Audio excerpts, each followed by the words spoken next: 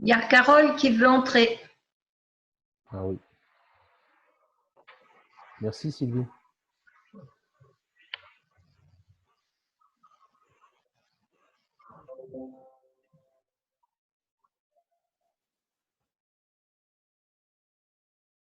Ok.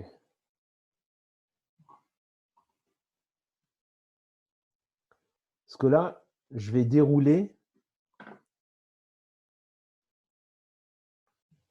C'est ça. Donc là, je vais dérouler en fait comment on peut contacter ces pouvoirs et ces ressources d'auto-guérison. On va parler d'un outil que je vais vous transmettre maintenant, qui est un outil qui date de 2500 ans. Donc c'est une forme de méditation qui est enseignée auprès des moines les plus aguerris et les plus avertis. Et cet outil-là, vous allez le retrouver dans tous les exercices que l'on va faire durant la durée du parcours. Dans chacun des exercices, vous allez avoir l'outil qui va être utilisé selon une certaine manière, une certaine façon. Vous savez, dans les méditations, on fait 3 types d'expériences. On fait des expériences qui sont agréables, on fait des expériences qui sont désagréables aussi, comme des douleurs physiques ou des douleurs morales. Et on fait des expériences qui sont plutôt neutres. Neutre, c'est ni agréable ni désagréable, c'est un état. C'est pas trop comment ni quoi, mais voilà, c'est un état neutre. Et là, en fait, en catégorisant les choses ainsi, on voit clairement que dans la méditation, on fait vraiment l'expérience de la dualité. Okay ? Agréable, désagréable. Joie, tristesse. Angoisse, sérénité. Okay ? Ce sont les 2 facettes d'une même pièce. Sérénité, voilà, agitation. Amour, haine. Voilà. Donc, on est d'accord que l'on vit tous et toutes, nous les êtres humains, nous faisons l'expérience d'une vie matérielle. Une vie qui forcément est sous l'égide de la loi de la dualité. Bien-être, mal-être, bon, mauvais, bien, mal. Sans cesse, et encore plus dans les pays occidentaux, on catégorise les choses sous une forme de le bien c'est bien et le mal c'est mal. Le bon c'est bon et le mauvais c'est mauvais. Le mauvais c'est pas bien hein, et le bien c'est bien. Et c'est vraiment la source de notre problème en définitive. En Occident, parce qu'on est quand même dans une culture qui est judéo-chrétienne, et la religion sépare bien le bien du mal, en fait. Alors que dans les philosophies asiatiques, surtout le taoïsme, mais le bouddhisme aussi en l'occurrence, mais dans le taoïsme, on a, vous savez, le yin et le yang. Et le yin et le yang, en fin de compte, mettent en avant et en évidence que, eh bien, l'aspect agréable et l'aspect désagréable de notre vie font partie d'un tout. Et font partie surtout d'une dynamique. C'est quelque chose qui est en mouvement et il serait suicidaire de penser ne vouloir que le bien-être et tout le temps le bien-être. C'est impossible. Une personne, et vous savez, toutes les personnes qui courent après le bonheur et qui veulent à tout prix le bonheur et être heureuses tout le temps, en fin de compte, n'y arrivent pas, puisqu'elles veulent absolument tout le temps être dans ce bonheur. Donc, l'invitation, c'est d'apprendre à accueillir, accepter ce mouvement de montée et de descente, de bien et de mal. Moi, je préfère parler de agréable et désagréable, parce que bien et mal sont des jugements de valeur. Donc, l'agréable et le désagréable qui nous traversent moment après moment dans la méditation.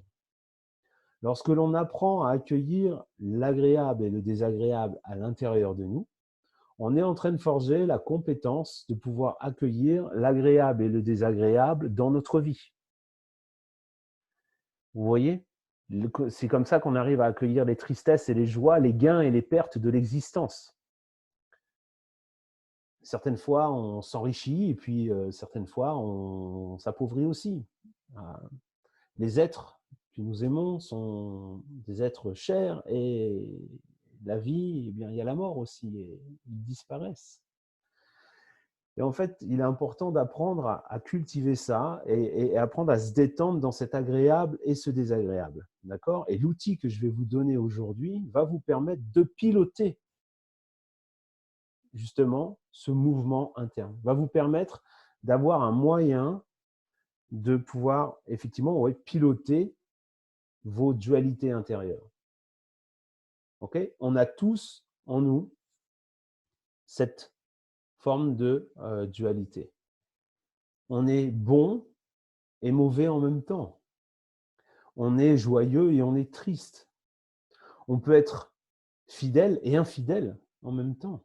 On peut peut-être des fois être fidèle à une personne à l'extérieur, mais on peut être infidèle à nos propres valeurs en lui étant fidèle. Ces dualités intérieures sont présentes constamment en nous et il est important d'apprendre à les rencontrer, à les accueillir, à travailler avec cette force-là plutôt que de lutter contre. Si vous persistez à séparer le bien du mal, à faire en sorte que ces deux forces, il y en a une qui soit bonne et l'autre qui soit mauvaise, vous allez vous aménager les circonstances de vos souffrances futures. Donc, on est vraiment là sur ce parcours, sur le fait de faire naître l'amour véritable. Et l'amour véritable, comme je vous l'ai dit hier, c'est d'apprendre à accueillir l'autre pour ce qu'il est, et non pas pour ce que l'on veut qu'il soit. Et donc là, de la même manière, on apprend à accueillir cette dynamique pour ce qu'elle est, et non pas pour ce que l'on veut qu'elle soit. On doit apprendre à accueillir ce mouvement à l'intérieur de nous. Alors oui, c'est pas facile parce que les moments désagréables, quand on se sent abandonné, quand on se sent trahi, quand on se sent injustement accusé, quand on se sent abusé, quand on se sent frustré, et il y en a plein des mots comme ça, eh bien oui, c'est pas agréable.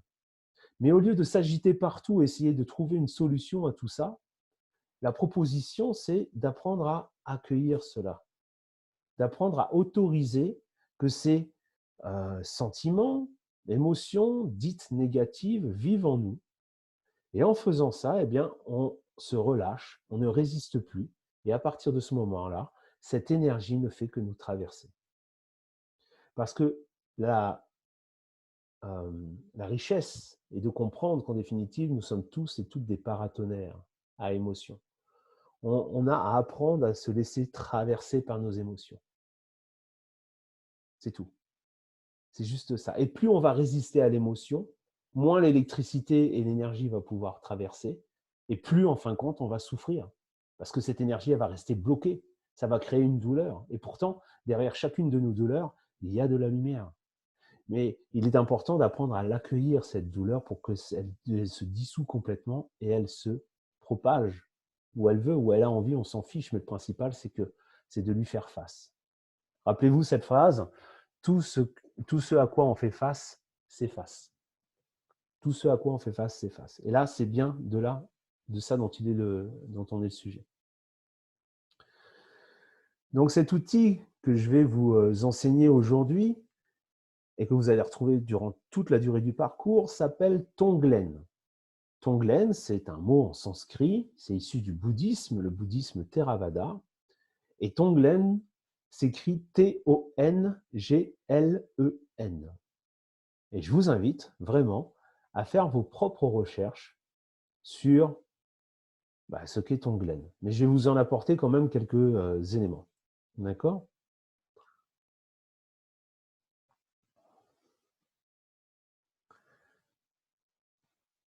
Notamment, là, je vais vous lire un texte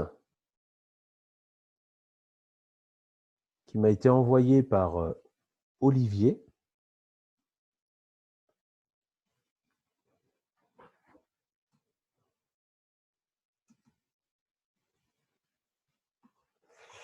Qui traduit bien ce qu'est Tonglen.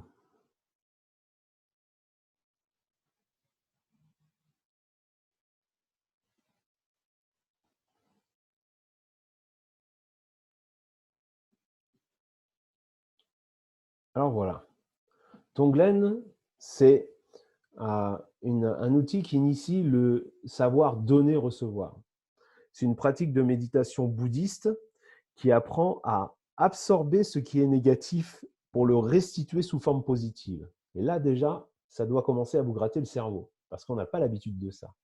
Ça permet de dépasser nos peurs et de développer notre capacité d'acceptation des événements extérieurs. Donc, elle propose un renversement de la logique égocentrique et occidentale, qui est le fait que la plupart des gens essaient toujours de se décharger du mal, de se décharger du négatif. Et en règle générale, on fait ça sur les autres et de centraliser en eux le bien. Et justement, c'est ça le problème. C'est que depuis toujours, le drame de notre société et du monde entier, c'est justement de faire cette séparation et d'essayer de ne prendre que le bien et de se prémunir du mal. Ok? Et quand on fait ça, quand on garde le bien et on s'est prémuni du mal, on envoie le message, en fin de compte, à notre cerveau et à l'existence qu'on a peur du mal. Alors là, après, c'est la porte ouverte à toutes les superstitions avec les entités négatives, avec oui, il faut tel type de pierre pour se protéger du mal, il faut voilà, c'est de la peur qu'il y a à l'intérieur. Et mes amis, c'est de la peur dont on a besoin de guérir, pas du mal. C'est de la peur dont on a besoin de guérir. La peur d'avoir peur. Ok? Donc, Tonglen inverse ce paradigme qui est le fait d'inspirer et de prendre sur soi le négatif et d'envoyer de l'amour. Je vais développer ça, hein, vous inquiétez pas, je vais développer ça. Mais c'est vraiment l'idée maîtresse. Et là, à ce moment-là, effectivement, ça peut vraiment déranger. Ça vient gratouiller des vieux archétypes qui sont vieux depuis des siècles, qui sont justement cette pensée judéo-chrétienne qui dit le mal est mal et le bien est bien. Il y a le diable, le diable, et puis il y a Dieu. Non, il y a Dieu, oui, c'est sûr, Dieu ou la déesse, ça, hein. Donc Dieu, et puis il y a aussi des moments désagréables. Et ça ne veut pas dire que c'est le diable, c'est juste des moments désagréables, des douleurs qui sont là. Et ces douleurs, je vous le rappelle encore, derrière chacune des douleurs se cache la lumière. Elle est à cet endroit-là, la lumière. Ok? La douleur, c'est une énergie qui doit nous traverser, mais qui est bloquée. Et elle est bloquée parce qu'il y a quelque chose à enlever. C'est justement au travers de cet outil Tonglen qu'on va pouvoir la débloquer. Donc, on utilise dans Tonglen, on utilise le souffle, on utilise la respiration. D'accord? Et la respiration, c'est vraiment ce qui est le plus tangible qui nous relie à l'extérieur et à l'intérieur. Ok? Quand j'inspire, ce qui rentre par mes narines et par la bouche, c'est de l'air et ça rentre jusque dans mes poumons et ça rentre dans le sang et ça va dans mon corps. C'est vraiment quelque chose qui est à l'extérieur et qui me pénètre et m'envahit. Et à l'inverse, quand j'expire, je redonne tout ça. Donc il y a vraiment ce mouvement où on est en contact permanent entre l'intérieur de nous-mêmes au plus intime et à l'extérieur de nous. Donc on est en contact dans le sens propre, vraiment, comme au sens figuré, okay? C'est-à-dire physiquement, mais aussi dans notre développement psycho-affectif et spirituel. Okay? Le souffle, en grec ancien, on l'appelle pneuma. Et d'autres traductions de pneuma, c'est respirer, c'est tout ce qui est lié à la psyché, et ça s'appelle aussi esprit. Le souffle, c'est l'esprit, ou du moins l'esprit est dans le souffle. Parce que ça nous contacte tellement à l'intérieur qu'en définitive, notre psychisme est structuré de telle manière à ce que l'archétype de la représentation qu'il en fait du souffle est une représentation de mise en contact avec l'extérieur. Le souffle est un moyen de toucher l'extérieur de la même manière qu'avec la main, on peut toucher un objet tangible à l'extérieur. Donc non seulement le souffle est un moyen de toucher à l'extérieur de nous en termes de matière, mais aussi si on le met en exergue par rapport à notre âme et par rapport à notre esprit, c'est un moyen de toucher ce qui est à l'extérieur de notre âme, c'est-à-dire nos émotions. et tous les matériaux archétypaux, tous les symboles qui peuplent en fin de compte notre univers intérieur. Donc, le souffle, c'est vraiment un élément de liaison, un vecteur de transmission d'informations que l'on va utiliser dans Tonglen pour porter justement nos intentions, envers l'extérieur de nous, mais aussi envers l'extérieur de notre âme, c'est-à-dire vers les différents éléments qui nous composent, que sont nos archétypes. Je vous rappelle, donc là, je rejoins vraiment la psychologie jungienne dans ce que je suis en train de parler. Et vous allez voir, on va développer ça, notamment avec les SPPA. Je vous en reparle encore. Et je vous rappelle que symbole, en grec, ça se dit symboleum. Okay, symboleum, ça veut dire ce qui relie. Alors, je ne sais pas si c'est grec ou latin, mais ça va être un des deux. Et ça veut dire, symboleum, ça veut dire ce qui relie. À l'époque où l'argent n'existait pas, il y a très très longtemps, mais pour marquer, en fin de compte, une affaire qui se passait entre deux personnes, on prenait un symbole et on le rompait en deux, et chacun, en fin de compte, avait une partie de son symbole comme témoignage du pacte de l'affaire qui avait été conclu entre ces deux personnes. Comme ça, les deux symboles qui se réunissent disaient « Ah oui, effectivement, voilà ». Et il existe exactement pareil. Enfin, c'est le mot symbole, c'est ce qui lie notre histoire intérieure avec notre conscient. Ou en d'autres termes, il y a le conscient et il y a l'inconscient. Et l'inconscient, lui, quand il vient nous parler, il ne vient pas nous parler avec des phrases, des mots. Il nous parle au travers de symboles. C'est tous les symboles que l'on retrouve dans le rêve, dans les rêves, qu'ils soient endormis, donc des rêves nocturnes ou des rêves diurnes, qui soient des rêves éveillés, des visualisations qu'on a en état de conscience modifié, toute cette matière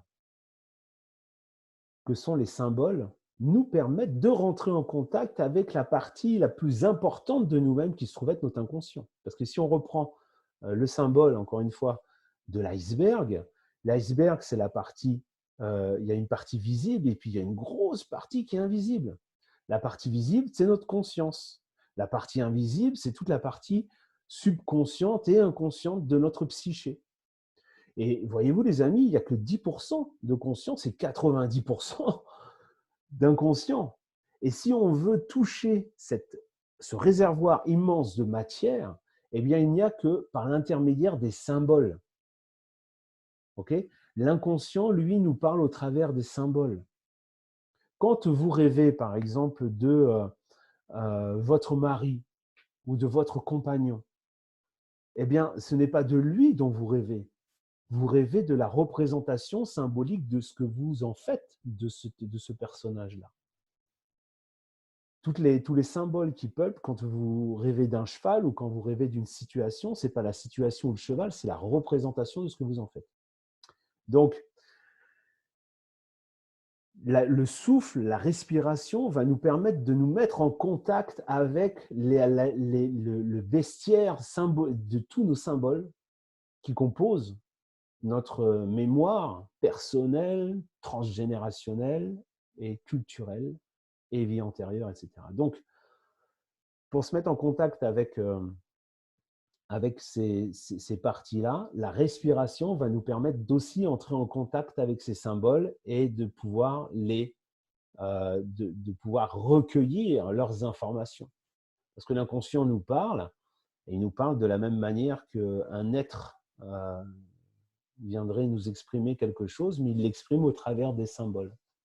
Et donc, quand on est en méditation et qu'on a les yeux fermés et qu'on est face à un objet symbolique ou à une personne, ou voilà, eh bien, par l'intermédiaire de la respiration, on peut rentrer en contact avec cette matière noble et qui va nous aider d'ailleurs à transcender notre douleur pour aller vers un mouvement de libération.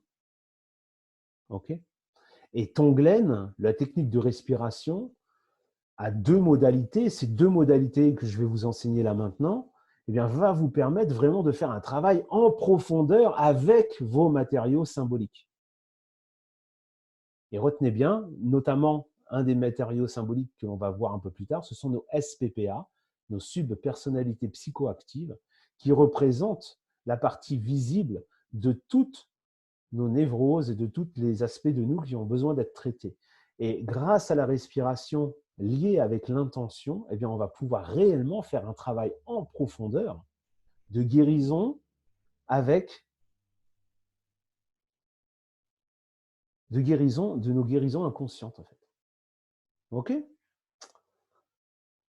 Donc, on va utiliser cette respiration comme un moyen de ressource et de reconversion psychique et physique. Alors, voyons comment on peut travailler avec cette respiration. Vous l'avez déjà fait. OK? Au travers de la méditation du sourire, vous avez déjà expérimenté une partie de Tonglen. Je vous rappelle, quand vous avez inspiré et vous avez expiré dans votre corps, OK? Vous avez inspiré et vous avez en fait dynamisé un aspect positif.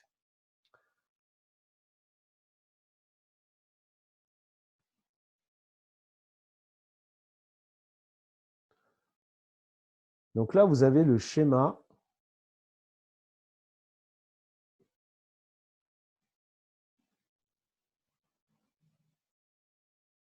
OK. Donc, on va voir que Tonglen va vous permettre deux choses. Un, de dynamiser des états positifs et deux, de pouvoir transformer des états négatifs. Je vous rappelle que dans le parcours, c'est ce que l'on va voir, les exercices que je vais vous donner. Il y a 3 parties dans le parcours. La première partie qui commence dès demain, ce sont comment on peut dynamiser les états positifs. La deuxième partie que l'on verra un petit peu plus tard, c'est comment on peut transformer les états négatifs. Et la troisième partie, c'est qui vous êtes véritablement et d'aller toucher ça de manière symbolique toujours. Donc, Tonglen va nous aider à travailler ça. Donc, comment on peut dynamiser un état positif? Ça, c'est ce que vous avez déjà fait dans, dans la méditation. Vous avez inspiré du positif, okay? Vous avez inspiré le sourire, vous avez inspiré un état de bien-être et vous l'avez expiré dans votre corps et vous l'avez fait diffuser dans votre corps. C'est OK? Donc ça, c'est un premier aspect. Mais qui se joue avec vous-même. Okay? Donc ça, c'est, par exemple, quand vous êtes en méditation et quand, pendant cette méditation, vous êtes avec des états internes positifs, de bien-être, etc., je vous en prie, bon, faites-vous du bien. Dynamisez ces états positifs en utilisant cette respiration. D'accord? Ce serait dommage quand vous rencontrez un état interne agréable, positif, de ne pas prendre le temps de le dynamiser parce que, effectivement, si vous faites ça, si vous êtes proactif dans la capacité à dynamiser votre état interne positif, vous allez en bénéficier pendant toute la journée. Quand pendant 45 minutes, je suis en train de sourire et je suis dans un état de gratitude, et qu'après cet état de gratitude et d'amour, je l'envoie autour de moi, je l'envoie à mes proches, je l'envoie à mes projets, je vous passe une journée, mes amis, mais qui est juste magnifique. Voilà. Et donc, c'est important quand ces états sont là, c'est open bar, il faut y aller. Allez-y. Et vraiment, vraiment, vraiment, vraiment, délectez-vous comme c'est un nectar, et vous le savez très bien, quand on traverse ça, ça nourrit en profondeur. Mais voilà, moi j'ai beaucoup de gratitude quand je traverse un état comme ça. C'est quelque chose qui est extrêmement bénéfique, aussi bien pour mon cerveau, pour mon psychisme, mais aussi pour toutes mes petites cellules. Elles sont comme des bulles de champagne là, et puis ça remue à l'intérieur et tout le monde est content. C'est vraiment la fête, le corps est en fête à ce moment-là. Donc, au travers de cette respiration interne, vous pouvez dynamiser cet état positif. Yuri. Après, une fois que… Je interromps, il y avait des questions sur le chat. Alors, je ne sais pas si c'est le bon moment pour y répondre. Ouais, vas-y, moi je vois pas les questions par contre. Bah, tu peux me dire, s'il te plaît, Rebecca? Tu veux que je te dise?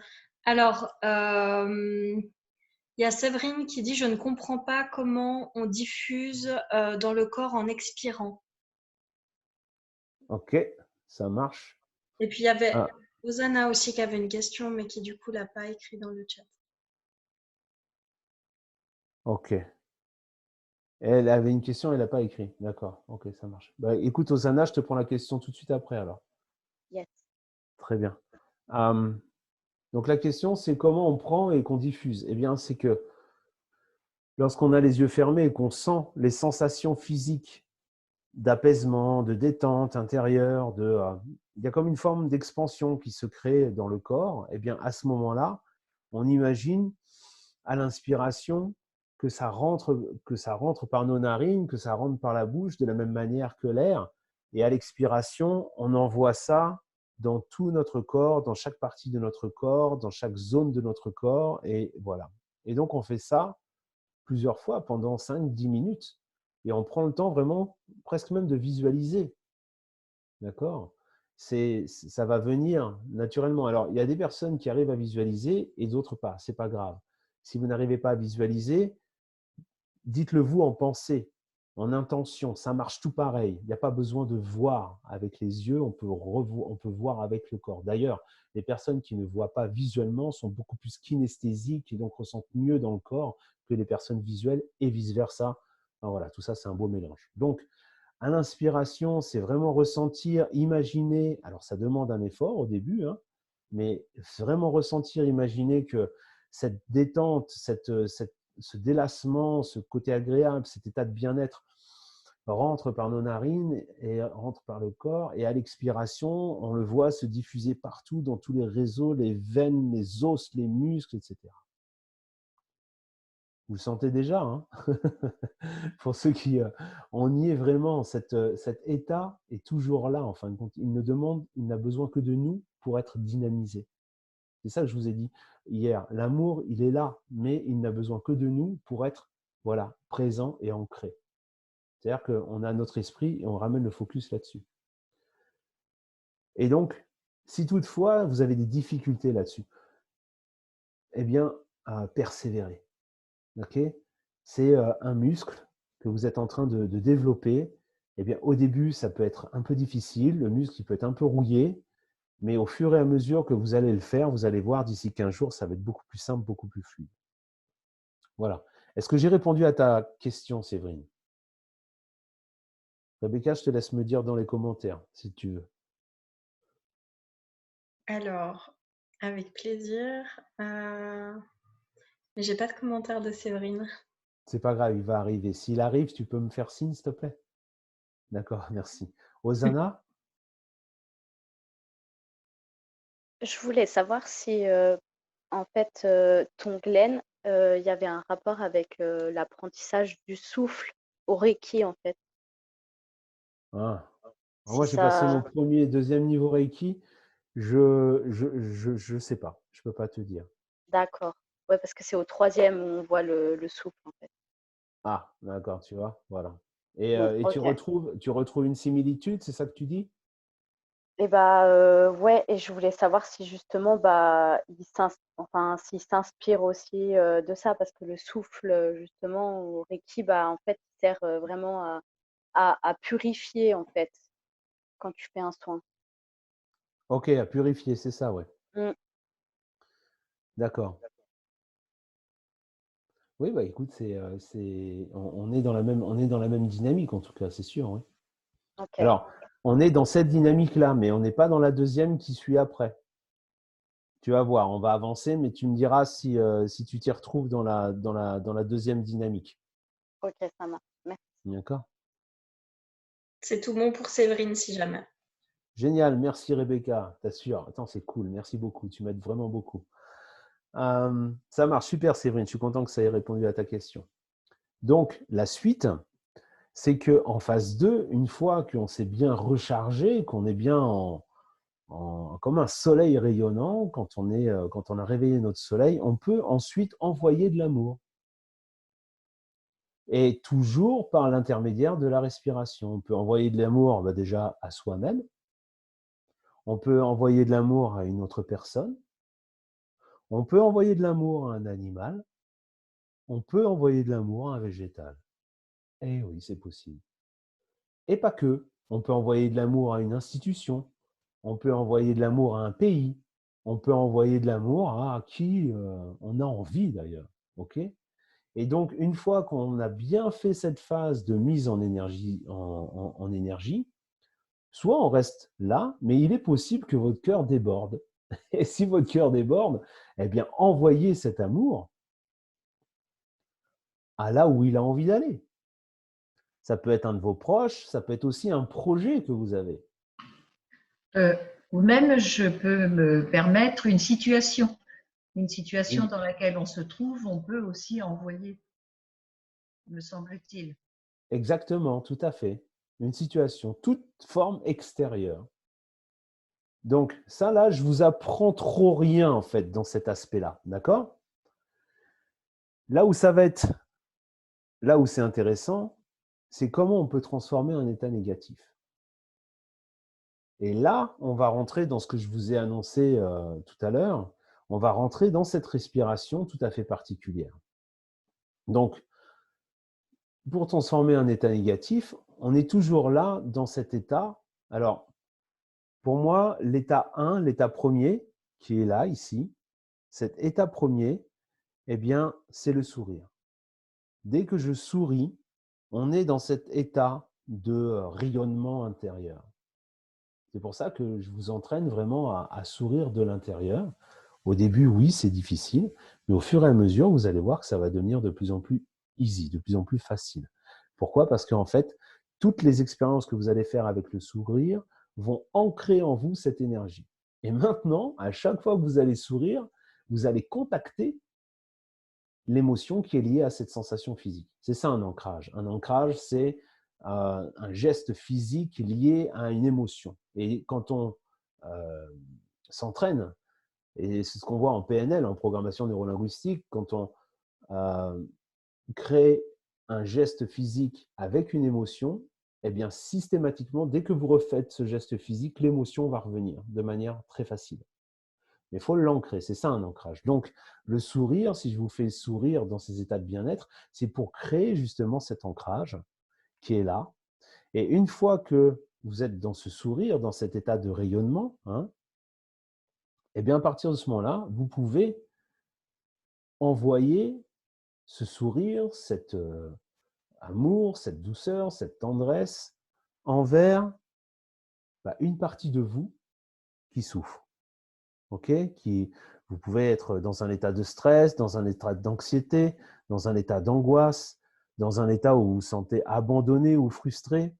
Eh bien, cette partie de vous qui est là, vous pouvez vraiment l'accueillir et en visualisation, à l'intérieur de vous, lui envoyer de l'amour, de la douceur et de la tendresse. Okay? Vous pouvez faire ça aussi sur une douleur physique. Okay? Moi, j'ai des personnes que j'ai accompagnées qui souffraient d'endométriose et, je me souviens de cette cliente tout particulièrement qui, elle, a visualisé sa douleur. Okay? Et sa douleur, pardon. Et sa douleur, eh bien, c'était un poulpe. C'est-à-dire que l'endométriose faisait que les douleurs, elle avait plusieurs douleurs, elle avait 7 douleurs différentes, donc elle avait dessiné ces douleurs sous une forme d'une pieuvre avec 7 bras, et chacun des bras représentait une de ces douleurs. Et elle avait visualisé sa douleur comme ça. Et elle lui avait envoyé de l'amour. Voilà. Donc, on peut faire ça sur une douleur physique. Moi, c'est ce que je fais sur mes acouphènes. C'est ce que je fais quand j'ai mal au ventre ou des choses comme ça. Voilà, avec toutes les douleurs physiques. On peut également faire cela envers une personne qui souffre. Okay? Ou une personne qui est en colère. Ou dès que vous vivez une tension relationnelle, vous pouvez utiliser aussi cette forme de méditation que l'on va voir. Okay, vous pouvez faire ça envers des institutions, envers un pays, envers une cause. Et comme disait tout à l'heure Sylvie, envers une situation qui vous pose problème. Okay, donc, il peut y avoir plusieurs facteurs. En fin de compte, tout facteur qui vous génère du stress extérieur, eh bien, vous pouvez mettre en place cette respiration. La respiration qui est à chaque expiration, vous envoyez de la douceur, de la tendresse, de la bienveillance, de l'amour envers ces personnes ou ces parties de vous. Et à l'inspiration, par contre, vous inspirez sa souffrance. Vous inspirez votre anxiété, cette partie de vous qui est anxieuse, vous inspirez cette souffrance. Cette douleur, vous l'inspirez. Ce quelqu'un qui souffre, vous l'inspirez. Cette personne qui est en colère ou ces institutions, vous inspirez cette souffrance et cette douleur. Mais bien sûr, avec l'assurance que elle vous traverse et qu'elle va aller vers la terre ou vers un objet de pouvoir ou dans les laves d'un volcan pour être brûlée ou à la terre parce qu'elle, elle saura quoi en faire ou parce que peut-être vous avez un objet de pouvoir ou une pierre qui symbolise la guérison et qu'à partir de ce moment-là, ce négatif n'est là que pour vous traverser. Vous êtes ce paratonnerre qui permet, comme un canal, vous avez déjà entendu ce mot-là, le canal, vous êtes un canal d'énergie. Et si vous avez peur de la souffrance, ce canal, il va se fermer. Mais là, en définitive, vous êtes en train de prendre sur vous la souffrance de l'autre que vous êtes en train de canaliser et de renvoyer à la terre. Et à partir de ce moment-là où vous faites cela, il y a quelque chose qui se crée, qui ne peut pas se créer si toutefois vous faites l'inverse. C'est une confiance absolue. Une confiance absolue dans votre capacité à pouvoir traverser les souffrances, à pouvoir transformer les souffrances. Et elle est là la perle de Tonglen. C'est que quand vous faites ce travail-là, vous n'êtes plus dans la peur, vous êtes dans une confiance absolue, dans une assurance certaine que vous êtes capable de pouvoir transmuter, transformer la souffrance. Vous n'avez plus peur, vous êtes dans une forme de confiance absolue.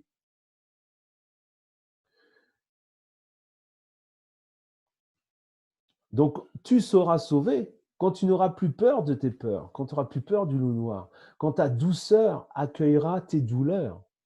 Okay, c'est ça la parabole de Jésus qui disait « quand le loup dormira avec l'agneau ». Okay, et là, a fortiori, c'est le loup noir. Les douleurs sont là pour vous accompagner vers le meilleur de vous-même, vers cet amour véritable que vous avez au fond, qu'on a tous à l'intérieur de nous, mais que l'on ne pourra jamais toucher si on reste dans la peur. Ah oui, je lui envoie du positif, parce qu'au fin, comme ça, oh là là, mais voilà, quand on envoie le positif par peur du négatif, ça n'a aucune profondeur. On est juste en surface. Mais là, vous êtes en train de transmuter, de transformer. On est vraiment dans ce qu'on appelle une relation transpersonnelle. On est au-delà de la personnalité. On a transmuté l'ego. Voilà, tu seras sauvé quand tu n'auras plus peur de tes peurs, quand ta douceur accueillera tes douleurs.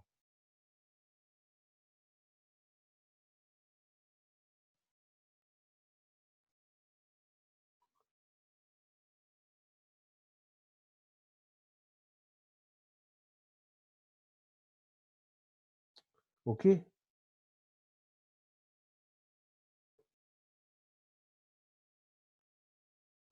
Voilà. Donc là, vous avez eu un aperçu de ce qu'est Tonglen et comment on peut travailler cet aspect de la respiration et comment, grâce à cela, on peut vraiment renforcer une confiance absolue, mais comment on peut aussi renforcer nos capacités d'auto-guérison, parce que de ce fait-là, on n'aura plus peur. OK?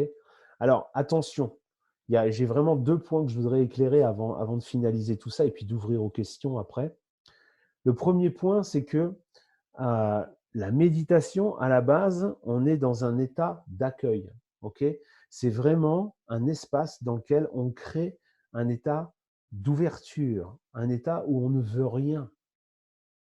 On apprend à se laisser traverser. Et se laisser traverser, ça veut dire vraiment se laisser posséder par nos douleurs. Quand je me sens abandonné, eh bien, mes amis, j'accueille cet abandon, j'inspire cet abandon et je le diffuse à l'intérieur de moi. Je veux vivre pleinement mon abandon. Et à ce moment-là, l'émotion a besoin de sortir et elle sort. Et ce n'est qu'à cette condition-là que l'abandon peut me laisser, peut me traverser. Quand je suis dans mon mal-être, dans mon sentiment de frustration, d'anxiété, etc., je prends vraiment le temps de ressentir pleinement cette anxiété dans mon corps. Hein. Il n'est pas là question, euh, et c'est ça le danger avec Tonglen, il n'est pas là question, en fin de compte, de se dire « Oh là là, je ne me sens pas bien, vite, je vais utiliser Tonglen parce que je veux me débarrasser » avec l'intention à l'arrière-plan de notre conscience de se dire « Oh là là, j'ai pas envie de souffrir, vite, je vais utiliser Tonglen pour aller mieux. » Ok ? C'est pas comme ça que ça marche et ça marchera pas parce que de toute façon, à partir de ce moment-là, ça va réellement augmenter votre douleur. Ok ? Donc, la première des choses, c'est vraiment créer cet espace d'accueil et d'être vraiment dans cet état de présence à soi-même et d'accueillir enfin ce qui se passe. Et après, d'utiliser Tonglen dans un deuxième temps, une fois qu'on a fait vraiment le tour de sa douleur, une fois qu'on a vraiment accueilli cette douleur, à partir de ce moment-là, on prend Tonglen pour prendre soin de soi. Ok ? La première partie, c'est on accueille et c'est vraiment une amplification de ce qui se passe. On se laisse traverser. Et quand on utilise Tonglen, c'est pour prendre soin de soi, prendre soin de l'autre. Ok ? Et c'est grâce à ça qu'on va vraiment toucher cet état véritable d'amour à l'intérieur de nous. Dernière indication, Tonglen, vous pouvez aussi l'utiliser vraiment dans vos relations in vivo. D'accord ? Ça veut dire que vous êtes… moi, des fois, je l'utilise même quand je suis… Vous savez, j'ai un travail à côté, donc je suis consultant en entreprise, donc je vais voir des DRH, je vais voir des CIO, des comités d'administration, des comités de direction.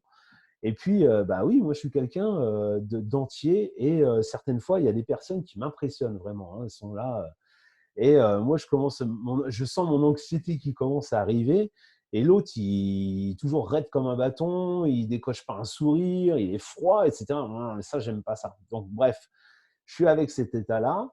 Et en pleine réunion, les autres parlent, mais je suis dans ma respiration et j'établis Tonglen. Donc, j'expire sur cette personne ou sur la réunion, enfin, compte sur toutes ces personnes qui sont là, j'envoie de la lumière, de la douceur, de la tendresse, et j'inspire d'eux, en fin de compte, qui se lâchent un peu, quoi. Donc, tout ce qui les empêche de, tu sais, les coller montés avec les cravates et puis les vestes et tout, qui se la pètent un peu, machin. Donc, j'inspire d'eux tout l'aspect un peu trop sérieux de leur personnalité et je ramène ça à la terre. Je fais ça aussi dans ma famille, quand il y a des tensions, les uns envers les autres, quand on est tous autour de la table, si ça commence à monter, eh bien, je travaille ça, et même à distance.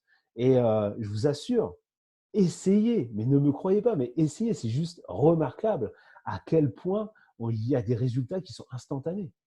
J'ai des contrats qui ont été signés comme ça. Bon, hasard, nanana. Alors pourquoi tout séparer? C'est un ensemble en fait, d'accord? Mais je suis certain, au fond de moi, je le sais, qu'à partir du moment où j'aborde une situation avec une arrière-pensée stressante, anxieuse, etc., eh bien j'aurai des résultats qui ne vont pas être à la hauteur de ce que j'espérais. Par contre, si je l'aborde avec cette vélocité, cette agilité intérieure que me procure Tonglen, eh bien, les situations, elles deviennent éclairées. Elles s'illuminent d'elles-mêmes. Voilà. Et si toutefois elles ne s'illuminent pas, en tout cas, moi, je m'illumine de l'intérieur. Et croyez-moi qu'en étant dans cet état-là, c'est à partir de ce moment-là qu'il y a de la créativité qui arrive, une façon d'aborder les choses qui est tout à fait nouvelle, fraîche. On se laisse inspirer. Et c'est vraiment quelque chose qui est régénérant et frais. Donc, je vous invite vraiment à utiliser Tonglen et vous allez voir, pendant toute la durée du parcours, on va se tester sur les différents aspects qui sont la dynamisation des aspects positifs et la transformation des aspects négatifs. Et voilà, je vous inviterai à la fin du parcours d'expérimenter ça et même pendant le parcours d'expérimenter ça sur les autres, sur vous-même et aussi sur les autres. Non pas pour les changer, hein, on n'est pas dans ça. Mais c'est juste dans un état de nettoyage. Okay, on est pur, on assainit l'atmosphère. Mais on n'assainit pas l'atmosphère physique, on assainit l'atmosphère énergétique. Voilà les bénéfices que peuvent vous procurer Tonglen.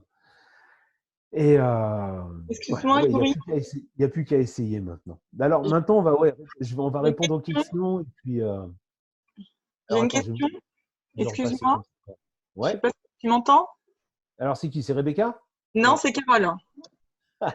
Eh oui, Euh, Carole. je voulais savoir, est-ce qu'on a besoin d'avoir l'accord de la personne pour pouvoir faire ce genre de choses? Ah, très bonne question, oui, tout à fait.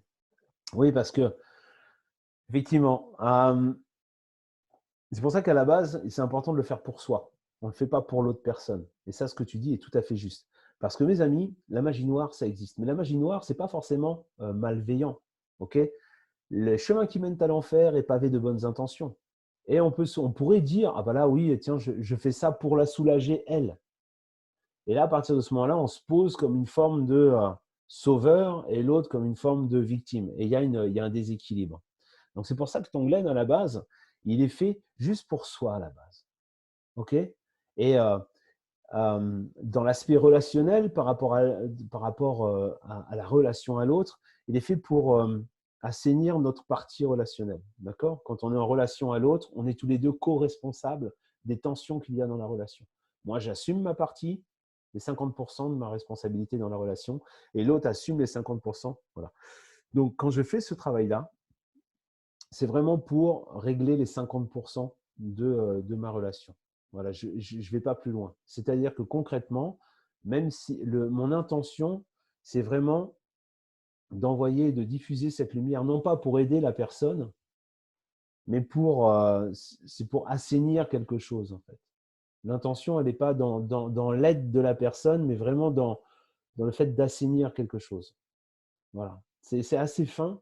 Et la question, elle est pertinente parce que sinon, si on se dit, ah oui, moi, je vais faire quelque chose et puis je vais envoyer de la lumière à cette personne-là pour l'aider, là, il y a vraiment un truc qui ne va pas. Donc, si vous voulez faire ça, vous pouvez le faire, mais en envoyant l'intention, en se disant, eh bien, écoutez, OK, j'envoie cette intention à cette personne. Si c'est bonne pour elle, qu'elle l'accepte, en fait. Si c'est bonne pour elle. Mais voilà, ça, c'est un peu tendancieux parce que très souvent, on peut aussi, hein, dans les mouvements New Age, il y a ça, c'est ah ouais, j'envoie de la lumière parce que il va pas bien et lui, il va pas bien et moi, je vais super bien. Non, quand on vit dans une relation et qu'il y a une tension dans cette relation, c'est que moi aussi, j'ai mon rôle à jouer et je suis pas blanc comme neige en fait. D'accord? Il y a vraiment un aspect de soi qu'il faut régler et l'autre, pareil. Ça répond à ta question, Carole? Oui, en partie, mais pour une personne justement qui souffre, là, on n'est pas dans un lien relationnel, donc une personne qui est en souffrance où on n'est pas forcément en lien avec ça. Là, du coup, est-ce qu'on peut lui demander son accord à la limite? On peut lui demander son accord, mais aussi on peut le faire directement aussi comme ça. Ouais. Tu sais pourquoi? Parce qu'en fait, il y a la personnalité, elle souffre. Mais derrière, la lumière, le soi, en fait, lui ne souffre pas. C'est notre ego qui souffre. Donc, quand on envoie cette lumière, quand on envoie cette douceur, cette tendresse, vous le verrez quand on fera l'exercice, eh bien, même si la personne paraît ne pas vouloir cela, elle est quand même touchée par notre sollicitude. Il y a toujours une partie d'elle, à l'intérieur d'elle, qui est touchée et elle, va s'ouvrir. OK? Et à partir de ce moment-là, cette partie qui va s'ouvrir va commencer à libérer ces aspects d'état négatif parce qu'elle a envie, elle, de toute façon, de s'émanciper dans cette personnalité. Et c'est à nous de prendre cette poudre. Moi, c'est souvent quelque chose d'assez grisâtre, une forme de poudre, de béton, ou quelque chose comme ça, qui m'arrive et que je redonne. D'accord? Mais c'est à elle qu'on s'adresse derrière la personnalité. OK? Ok, Moi, par merci. exemple, il y a une fois, c'était vraiment avec une personne qui m'était très, très, très, très proche, qui est dans ma famille, qui a vraiment mis une barrière à ce que je disais et puis à ce que j'étais, en fait. Après mon burn-out, quand j'ai traversé mes phases de dépression, j'étais vraiment pas bien. Et je faisais aussi parallèlement, je faisais une école et cette personne-là qui était à côté, elle ne comprenait pas. Elle disait, mais tu débloques. Elle était vraiment en train de me condamner. Et c'est une personne très, très, très proche de ma famille. Et ça a duré, son blocos, ça a duré 6 ans, 7 ans. Et 6 ans, 7 ans, je l'ai toujours revu. Ça marchait que dans un sens. Je lui envoyais des messages, etc. Mais lui, il bloquait, il bloquait. Et en fait, pendant ces 6-7 ans, cet amour qu'il y avait à l'intérieur de moi avait quand même besoin de circuler. Et je l'ai fait avec Tonglen. J'ai expiré vers lui l'amour, de la douceur, de la tendresse. Et j'ai inspiré de lui cette partie, en fin de compte, de lui qui était bloquée sur cet avis, sur cette croyance que je valais rien, que je foutais rien, que j'étais débile, etc., etc., etc. Et puis, au bout de 7 ans, c'est lui qui s'est fait un burn-out. Et puis, c'est pas moi qui l'ai voulu, hein. C'est pas ça que j'ai envoyé, hein. Mais lui, il s'est fait un burn-out et à partir de ce moment-là, il s'est ouvert, hein, comme quoi la douleur et la souffrance, ça a quand même une vertu. Il s'est ouvert et là, on a commencé à échanger. À partir de ce moment-là, la réconciliation, elle s'est faite. D'accord? Donc, c'est possible de travailler sous cet angle-là et d'imaginer que vraiment, il y a quelque chose en lui qui s'ouvre. Et c'est vrai, c'est le cas. Et que même si sa personnalité, elle ne bouge pas, même si la situation, elle ne bouge pas, eh bien, de maintenir quand même cette hygiène de nettoyage relationnel. D'accord? N'attendez pas à ce qu'en fin de compte, les choses s'améliorent dans la relation tout de suite. Vous voyez, moi, ça a pris 7 ans, 6 ans exactement. Voilà. Mais si vous le faites, ce n'est pas pour lui, c'est pour vous que vous le faites. C'est pour assainir, c'est pour vivre en paix avec vous. Et puis, vous savez, de l'amour qui ne circule pas et qui reste à l'intérieur de nous, ça nous bouffe. Donc, il est important de continuer à le donner et à le distribuer, même si la personne en face, elle ne veut pas le recevoir ou elle est hermétique à cela. Voilà, des éclaircissements, questions, même un partage. Vous pouvez partager votre expérience, hein. Ça se trouve, ce que je vous dis résonne en vous, alors partagez votre expérience. Tant que ça reste dans le sujet, c'est OK.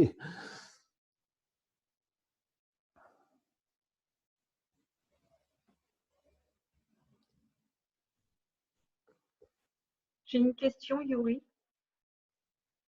C'est Marie, j'ai une question. Oui, Marie. Est-ce qu'on peut le faire quand il s'agit d'un défunt? Un défunt? Oui, ton expérience, par exemple, est-ce que, bon, toi, la personne apparemment a fait un burn-out plus tard, effectivement, tu lui as envoyé de l'amour et tout, mais quand la personne est partie dans l'autre monde, est-ce qu'on peut, si on n'a pas pu faire ce chemin-là, le faire même si elle est dans l'autre monde? Toi, tu l'as fait? Envoyer de l'amour à quelqu'un qui est parti dans l'autre monde. Ouais, tu l'as fait, ça? J'essaye. Et ça te fait du bien? Oui. Continue. Et oui, effectivement, d'un point de vue quantique, l'espace et le temps, ça n'existe pas. D'accord? Ouais. Ça, on Ouais. reviendra sur ces considérations sur le troisième point du parcours.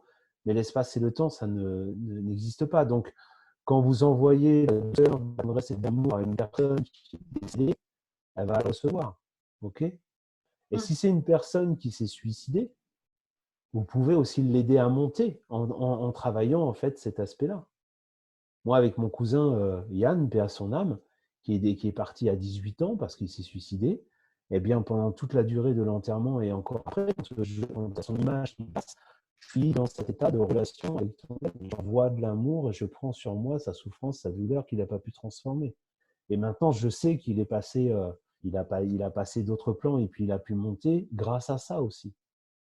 Parce que lui, il était bloqué dans sa souffrance et il tournait dans un certain niveau. Et il fallait quelqu'un pour soulager cette souffrance qui, pour lui, il ne pouvait pas. Il était vraiment dans la tourmente. Et cette tourmente, eh bien, grâce à Tonglen. Vous voyez, Tonglen, c'est le livre de Sogyal Rinpoche. Hein?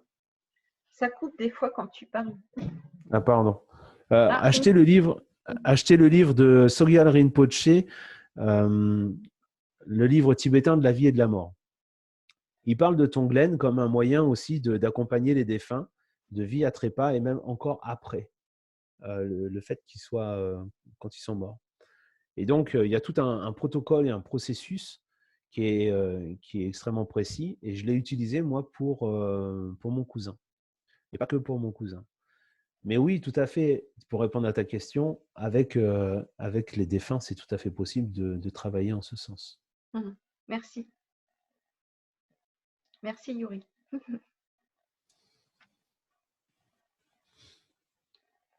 Est-ce que tu peux redonner le titre du livre, s'il te plaît? C'est le livre de la vie et de la mort tibétain de Sogyal Rinpoche.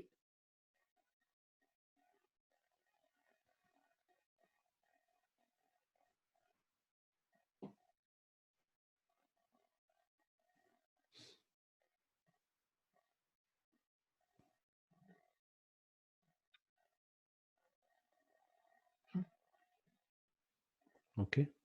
Donc dès demain, je vous publie un exercice. Donc dès demain, on continue donc sur le parcours autour de la méditation. On continue la méditation de base. Et dès demain, vous aurez un exercice pour commencer à travailler avec Tonglen. Et là, cet exercice va porter sur le fait de ressentir ce que ça fait de recevoir de la compassion, de l'amour et de la bienveillance. Et vous avez toutes, à un moment dans votre vie, une souffrance. Et il y a une personne qui est venue et ça, vous vous êtes réchauffé à côté de sa chaleur ou auprès de sa chaleur.